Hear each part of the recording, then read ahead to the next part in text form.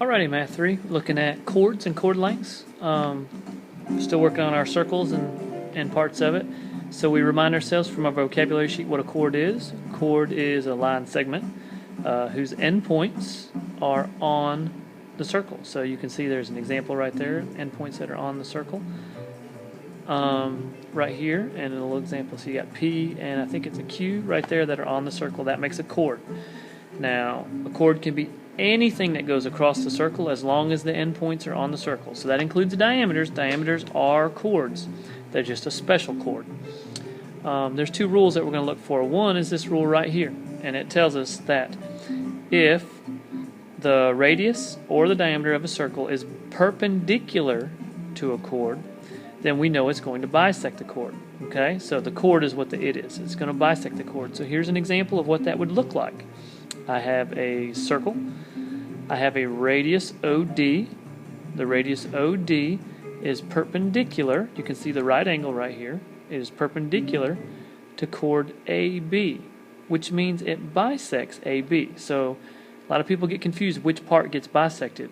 AB gets bisected, not OD. Only AB gets bisected. So here's a couple examples of how we might use that. All right, on this first example, I've extended to show you that this was a radius. So the radius right here, from O, I think I name it D, OD, we'll call our radius OD.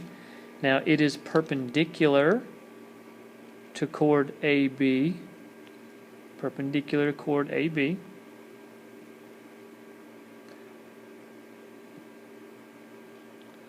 So that means AB has been bisected. And of course, if it's bisected, that means these two pieces are equal to each other. So since I gave that the letter C, I call AC is congruent to CB, which means simply that those two expressions are equal to each other. And you can solve to find X. Of course, if you wanted to know how long they were, you could substitute those back in, and that would give us the final answer that AB is 64. Second example, we'll check this out right here. I recognize that they've been given me a radius of 10. Now in this case, if you look carefully, the radius, there are two radiuses, or radii, okay? One is the 10, that is a radius, but also this is a radius. And that's the one I want to focus on. This radius bisects this chord because it said it was 90 degrees right there. So AB has been cut into two equal pieces. Now we'll use that in a minute. I hope you recognize that you do have a right triangle right here. I'm going to use the Pythagorean theorem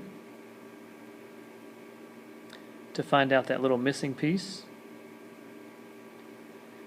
And I see that my missing piece has to be 8. So right here has to be an 8. Now the whole point about it being bisected, this radius, LV, has bisected AB. Well, that means, of course, that AX on this side is the same as XB on this side. So both of those pieces are 8, and I know that the length there is 16.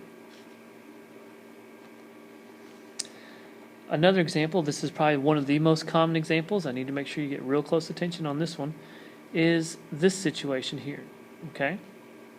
Now on this situation, they have given me a circle with a diameter and a chord. Now remember, diameter or a radius, either one of those, if they bisect, or if they hit a chord perpendicular and you see the 90-degree angle, then you know that this chord has been cut into two congruent pieces.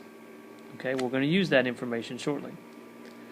Now, they gave me CD is 12. Now, I didn't mark CD as 12, but what I do know about that is I know that CO is 6. So the radius is 6. CD is the diameter.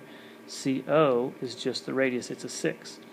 Now, I like that, but that tells me that all radiuses are 6, or radii. So OD is 6, but I can also draw this dotted line to A, and it will be 6.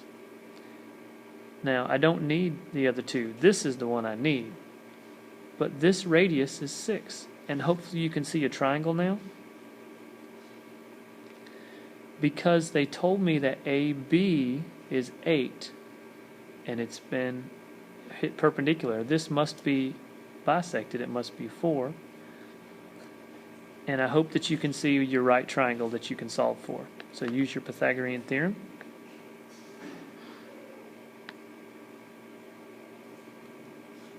And find out that OF must be about 4.5. Of course, we had to... Of course, you notice we had to round on that one, right? So, now that I know that OF is 4.5, let's think about what else that tells us. Remember, the radius is 6. And OD was a radius, wasn't it? Yes, it was.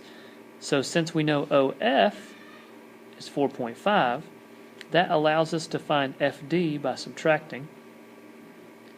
And we find out that FD is 1.5. It's a very common problem. You're going to have at least 4 of these tonight, so you want to make sure that you can run through these. The whole idea is, remember, you can move the radius anywhere you need to, but it's always the same length. The last thing to look at really is another rule with chords. It's a very simple rule, but it tells us that if two chords intersect congruent arcs, then they are congruent to each other, or vice versa. All right? So in this case, I've got two chords here, and I notice that they're perpendicular, so they're going to knock off same chunks. So that's just simply going to tell me that 6x minus 35 is, excuse me, I said that wrong, but you can see that it's 6x minus 7 is 35, and then you just solve. It's pretty straightforward. This second example, I hope you noticed right here at the very beginning on this second example that the angle they've given you, the 80 degrees, is a central angle. And we remember central angles from earlier in the week are equal to the arc. So that arc has to be 80. Well, why do I like that? Well, because this arc is 80 and this arc is 80. So those two arcs are equal. And if the two arcs are equal, then the two chords are equal. And you can see those two chords. So I can see now that x is 15. Guys, you got some good homework tonight. Take your time with it and let me know about any questions tomorrow. We'll see you in class.